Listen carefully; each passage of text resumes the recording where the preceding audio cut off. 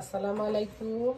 আমি মোমেনার দিনকাল থেকে মোমেনা বলছি। আপনারা সবাই কেমন আছেন? আলহামদুলিল্লাহ, আমরাও সবাই ভালো আছি। আপনারা পৃথিবীর যে প্রান্ত থেকে আমার ভিডিওগুলো দেখতেছেন তাদেরকে জানাই অসংখ্য অসংখ্য ধন্যবাদ। আল্লাহ আপনাদের মাঝে আমাকে হাজির হচ্ছে, তার জন্য শুকরিয়া। আজকে সকাল থেকে শুরু হয়ে গেছি কাজে। অনেকগুলো প্রজেক্ট নিয়ে বসছি। আমরা এক জায়গায় যাব, তো আগামীকালকে যাবো ইনশাল্লাহ, যদি বেঁচে থাকে আরই। তো এখন রান্না বান্না আমার দায়িত্ব দিচ্ছে আমার বেআইনে। আমি, আমার বেআইন আর আমার ছেলের বউ, আর বেআইনের ছেলের বউ যাবে আরে। তো আমাকে দায়িত্ব দিচ্ছে নাস্তার আর বিরিয়ানির। তো এখন থেকে একটু শুরু করে দিলাম। রুটিগুলো বানানো হয়ে গেছে, মানে পরোটা। একটা এক এক করে সব কিছু করে নেবে। দোয়া করেন যা সুস্থ মতো, সুন্দর মতো, সই সালামতো যা পৌঁছতে পারি, ঝগড়া ফেসাদ যেন না হয়, পথে ঘাটে যেন বিপদ আপদ না হয়। সব যেন, আমি কোথাও যাইতে হলে কেউ আসলে আমি সব সময় দোয়া করি যেন সব কিছু সুন্দর মতো, সুস্থ মতো হয় যেন। এখানে ভাতটা রান্না করে ফেললাম, আলু এক চুলায় সিদ্ধ দিয়ে দিছি। এখানে কিছু আলু সিদ্ধ করে নিছি আলুর চপ করার জন্য, আর দুপুরে খাওয়ার জন্য জামাই বউ দুটা ছেলের মাংস আছে, দুটা মাছ ভাজি করে নিব। আর ওইখানে নেওয়ার জন্য এই যে সব সবজি দিয়ে আলু, বেগুন, কাঁচা টমেটো কাইটা নিছি। এখন বসাইয়া দিব এক এক কইরা। দোয়া করেন।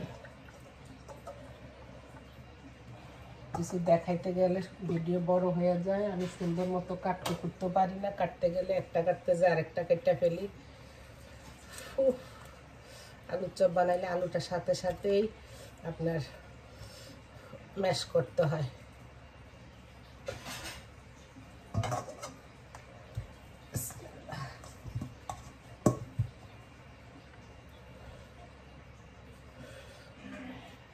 পুত্রা আমার হাতে আলুর চপ আমার ছেলেও পছন্দ করে, তখন বলছে যে নিয়ে যায় কটা আলুর চপ বানায়। আমি জানি না কতটুকু কিমা আছে, যেতটুকু আলু সিদ্ধ করছি হইলেই হয়। যদি না হয় ডিম দুইটা ভাইঙ্গা কিমার সাথে দিয়া দেবো। কনাঙ্গ বুদ্ধি আছে না, মাসাল্লাহ করেন। নোয়াখাইলা বউ না আমি, নোয়াখাইলা না আমি যোগ করে ফান করে। আমি সবসময় জামাইটা নোয়াখাইলা করি।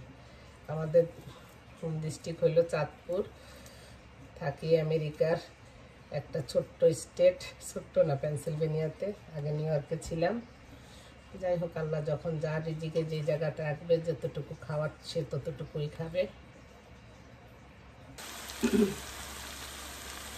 এখানে আমার ভাজিটা হয়ে গেছে, আর এইখানে আমি কিমাটাও রান্না করে ফেলছি।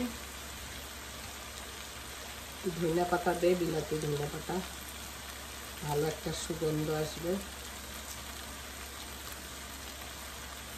কার কার পছন্দ বিলাতি ধনিয়া পাতা? আমার অনেক পছন্দ। জানি না আমার কাছে কেন গাছ পাতলা অত হয় না। এখানেও কিনার ভিতরে করতে দিয়া দেই।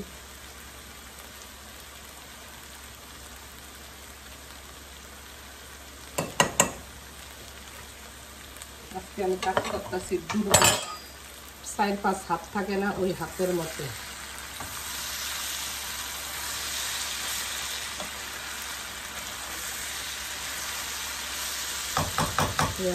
ভাজিটা এখানে বিরিয়ানির জন্য আমার খাসির মাংসটাও রেডি হয়ে গেছে।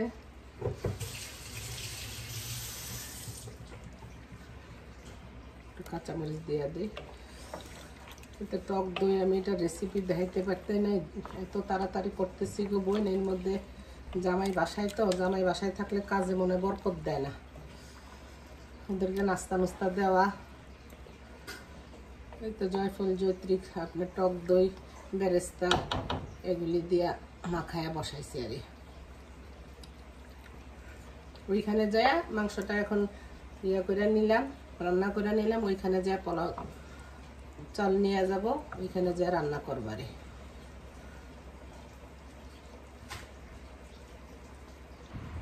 এখানে আলুর চপগুলো বানানোর জন্য চলে এলাম। এভাবে একটু ভিতরে ফোল্ড করে নেবেন।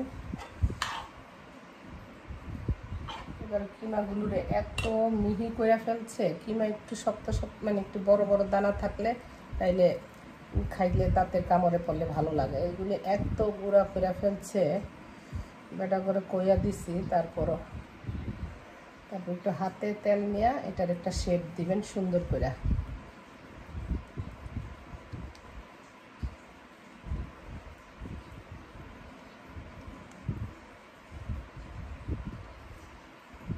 লম্বা শেপ দিতে যাবেন না, একটু যে কাবাবের যে শেপটা থাকে ওই শেপটা। আমার ছেলে মেয়ের ওই যে একসাথে যে আলু ভর্তা করে বেসন দিয়ে ওইটা খাইতে চায় না। এই যে হয়ে গেছে একটা, আপনাদের সুবিধার্থে আরেকটা দেখাচ্ছি। আলুটা আপনার ভিতরে আমি আপনার গোলমরিচের গুঁড়া দিছি, একটু গার্লিক পাউডার দিছি, আর ঘি দিছি, আর কালি জিরা দিছি, পাঁচফোড়নের গুঁড়া দিছি। এই যে স্টাফিংটা ভিতরে দিয়ে দিলাম। তারপরে দুই সাইড থেকে মোড়াইয়া একটু হাতের মধ্যে তেল নিয়ে একটু সুন্দর করে একটা শেপ দিবেন।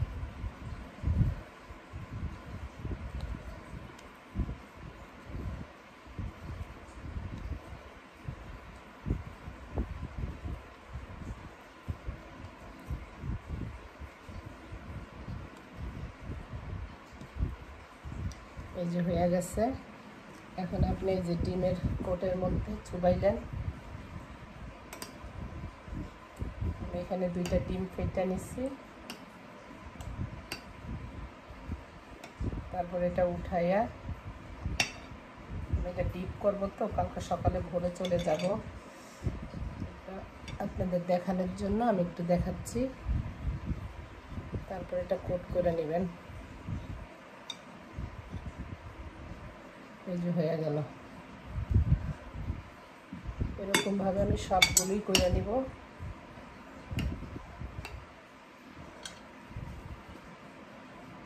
এই যে ডিমের কোটে দিবেন, সরি ব্রেড ক্রাম্বসের মধ্যে দিবেন।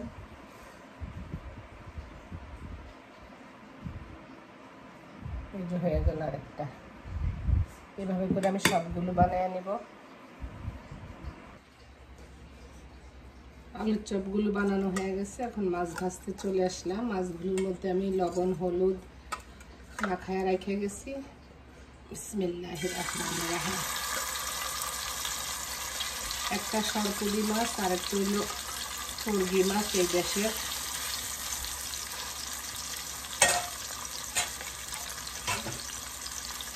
চলেন আমি মাছ ভাজা হোক, এখানে আমি দেখাই কী কী আয়োজন করছি। এই যে এখানে নেওয়ার জন্য কী কী আয়োজন করলাম। এখানে যে খাসির মাংসটা ঠিক করে নিছি বিরিয়ানি করার জন্য। এখানে এই যে ভাজি করে নিছি। আর এখানে আমি 22টা পরোটা বানিয়ে নিছি, এখন ঠান্ডা হইতে দিছি।